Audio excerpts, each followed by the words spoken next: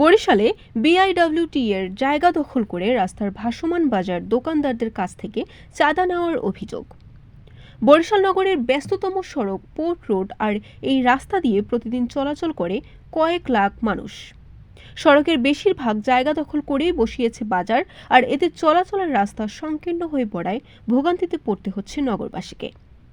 নগরবাসীর অভিযোগ, বিআইডব্লিউটি এর জায়গা দখল করে সড়কের রাস্তার উপরে ভাসমান এই বাজারটি বসানোর কারণে প্রতিদিনই এই রাস্তায় যানজটের সৃষ্টি হয়।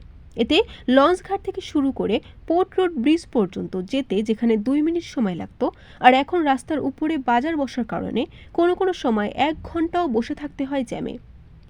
বিসিসির দরপত্র আহ্বানের মধ্য দিয়ে চলতি বছরের জুন থেকে আগামী বছরের জুন পর্যন্ত খান হাবিব তার স্ত্রীর নামে এই ঘাটের ইজারা পায়। শুধু ঘাট ইজারা নিলেও রাস্তা দখল করে গড়ে তোলে বিশাল বাজার।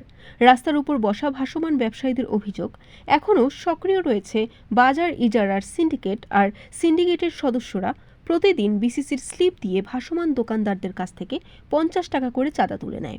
50 টাকা করে আমাকে দৈনিক সকালবেলা ঘাট কমিশনার ঘাট মালিক